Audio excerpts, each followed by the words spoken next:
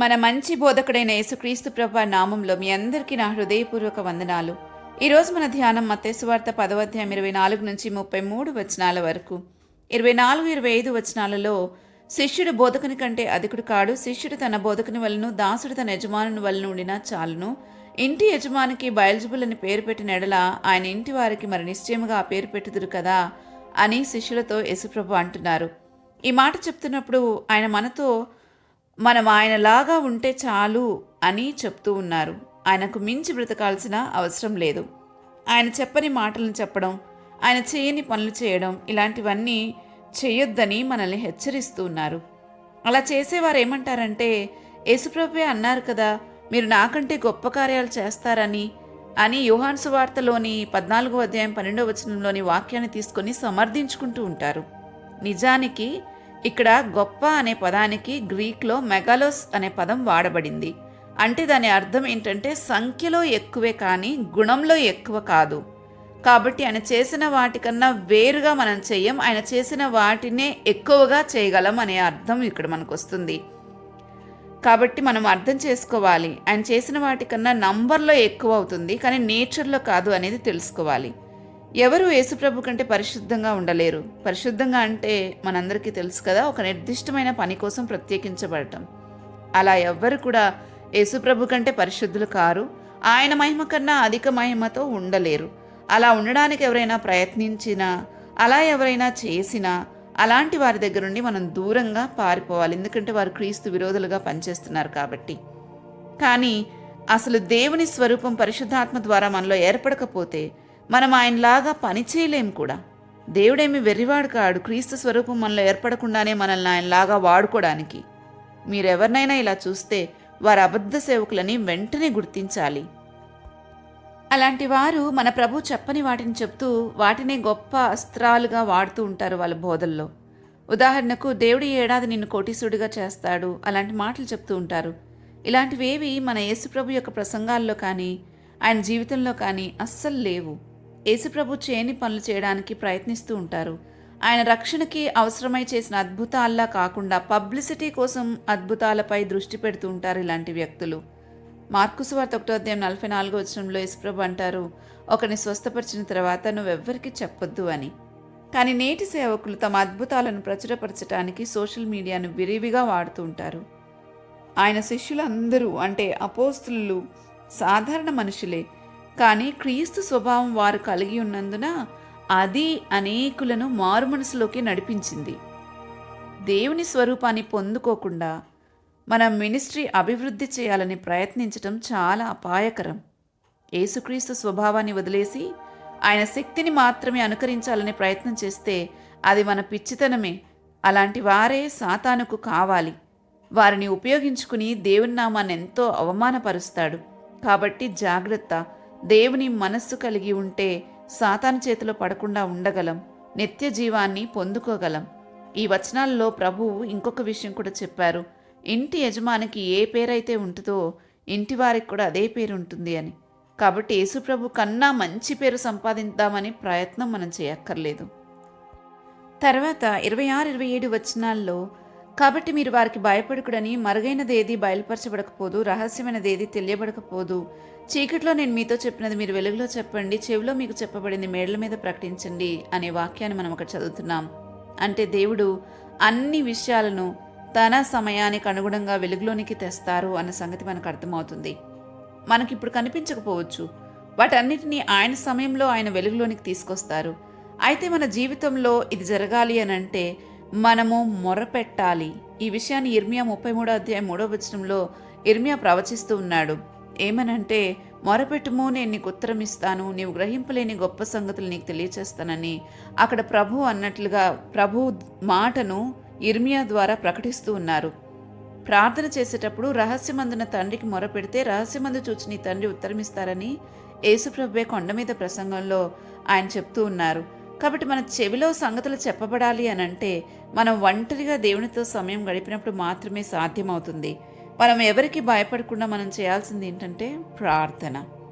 కానీ ఎవరికి భయపడాలని 28వ వచనంలో చెప్పారంటే, ఆత్మను చంపనేరక దేహమునే చంపువారికి భయపడొద్దు గాని ఆత్మని దేహముని నరకంలో నశింపచేయగల వానికి బాగా భయపడండి అని చెప్పారు. కాబట్టి ఈ విషయాలను మనం గమనించుకోవాలి. ప్రభువు మనకి దేని గురించి భయపడొద్దు, మరుగైనది బయలుపరచబడకపోదు, రహస్యమైనది ఏది తెలియబడకపోదు. చీకటిలో నేను మీతో చెప్పినది మీరు వెలుగులో చెప్పండి, చెవిలో మీకు చెప్పబడింది మెడల మీద ప్రకటించండి అని ప్రభు అన్నారు. అంటే మనం రహస్యంగా ఒంటరిగా దేవునితో గడిపితేనే ఆయన మన చెవిలో చీకట్లో మనతో కొన్ని సంగతులు చెప్తారు. వాటిని మనం బహిరంగంగా ప్రకటించమన్నారు.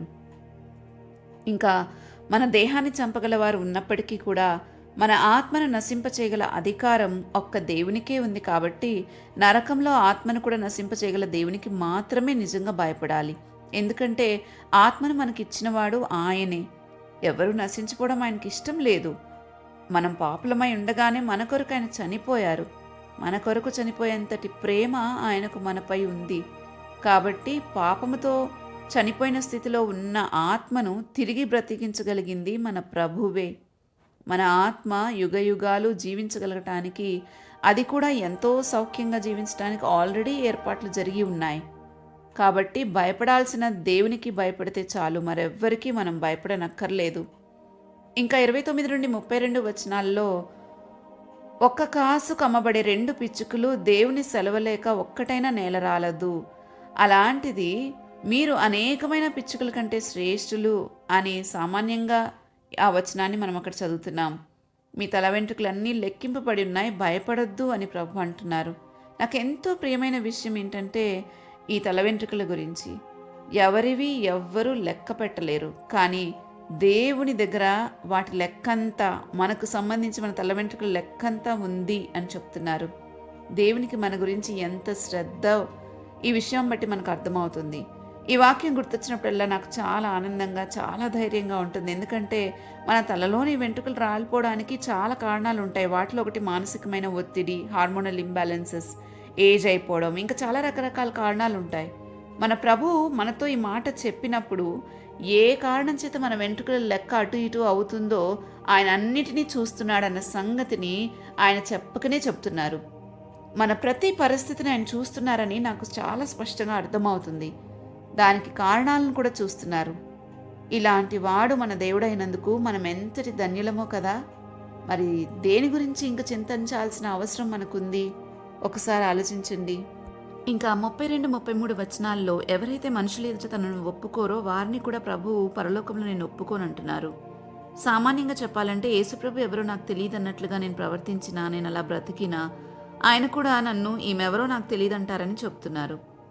ఈరోజు మన ధ్యానమంతటి సారాంశాన్ని తీసుకుంటే, మనము మన బోధకునిలాగా ఉంటే చాలు.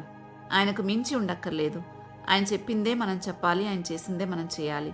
ఈరోజు లోకంలో ఎంతోమంది క్రీస్తు పేరు చెప్పుకొని ఆయన స్వభావాన్ని కాకుండా వేరొక దాన్ని ప్రకటిస్తూ ఉన్నారు. గమనించాలి, ఆయన స్వభావం లేకుండా శక్తిని కోరుకోవడం, ఆయన మాటలు లేకుండా అద్భుతాలను వెంబడించడం, ఆయన చెప్పని వాక్యాలతో ప్రజలను మోసం చేయడం, ఇవన్నీ భయంకరమైన సంగతులు. కాబట్టి మన ప్రభువు మనల్ని ఎంతో హెచ్చరిస్తున్నారు. ఆయనే స్వయంగా హెచ్చరిస్తున్నారు. ఏమనంటే, మిమ్మల్ని మీరు మోసపరచుకోకుండా జాగ్రత్త పడండి అని. మనం నిజంగా ఆయన దాసులమైతే ఆయన వల్లే ఉండటమే మన లక్ష్యం కావాలి. ప్రభు మన గురించి శ్రద్ధగా ఉన్నారు. ఎంత శ్రద్ధగా అంటే మన వెంట్రుకలు సైతం లెక్క పెట్టే అంత శ్రద్ధ కలిగి ఉన్నారు. మన వెంట్రుకల లెక్క ఆయన దగ్గర ఉంది. అంత ప్రేమగల దేవుణ్ణి మనం బహిరంగంగా, అంటే మన జీవితాల్లో, మన కార్యాల ద్వారా, మన బ్రతుకు ద్వారా ఆయన్ని స్పష్టంగా మనం చూపించగలగాలి. ఈ మాటలన్నీ ప్రభు మనకు తెలియచేసింది. వీటన్నిటిని బట్టి మనం బ్రతుకుతామని. ఆయన నిన్ను నన్ను నమ్మారు. నేను వీరితో మాట్లాడితే వీరు ఈ మాటలన్నిటిని బట్టి ఖచ్చితంగా బ్రతుకుతారు అని. నువ్వు బ్రతకాలని ఒక నిర్ణయం తీసుకుంటే చాలు, బ్రతకడానికి కావాల్సిన శక్తిని ఆయనే ఇస్తారు. ఎందరో మంచి మాటలు చెప్పేవారు ఉన్నారు, కానీ దాని శక్తిని ఇవ్వలేరు. మనుషులైతే ఆదరణ మాటలు పలకొచ్చు, కానీ ఆదరించగలిగిన శక్తి ప్రభువుదే. కాబట్టి మనము ఆయన మాట ప్రకారం బ్రతకాలని నిర్ణయించుకుంటే చాలు, దానికి కావలసిన శక్తిని, విశ్వాసాన్ని ప్రభువే మనకు అనుగ్రహిస్తారు. ప్రార్థించుకుందామా? మా తండ్రి, నీలాగా బ్రతికితే ఎంత శాంతిని, నెమ్మదిని, సమాధానాన్ని అనుభవిస్తామో మేమిప్పటికీ రుచి చూశాం. ఎవరైతే ఇంకా చూడలేదో వారికి సహాయం చేయండి. ప్రతి విషయాన్ని భౌతికమైన వాటితో కలిపి చూసే మనసు మాలో నుంచి తీసివేయండి. మీకు మా పట్ల కలిగిన శ్రద్ధాసక్తులను బట్టి మిమ్మల్ని ఎంతగానో స్తుతిస్తున్నాం. మీకు తప్ప మా భయం, మా భక్తి ఎవ్వరికీ చెందకుండేటట్లు మా జీవితం ఉండేలాగా సహాయం చేయమని వేడుకుంటూ ఉన్నాం. ఈ రోజంతట్లో మీ సమాధానం మాకు తోడుగా ఉంచి ప్రతి విషయంలో మాకు ఆత్మ నడిపింపును దయచేయమని బ్రతిమాలుతున్నాం. మా ప్రైవేట్ లైఫ్ ఎప్పుడూ నీతోనే ఉండడానికి సహాయం చేయమని, మీ శక్తి, మీ ప్రభావం అంతటినీ పొందుకుని గొప్ప జీవితాన్ని జీవించడానికి కృపచూపమని ఈ మనవులన్నీ యేసుక్రీస్తు ప్రభువు నామంలో అడిగి వేడుకుంటున్నాము తండ్రి. ఆమెన్. రేపటి ధ్యానంలో మరలా తిరిగి కలుద్దాం. అంతవరకు దేవుని కృప మనందరికీ తోడై ఉండునుగాక. ఆమెన్.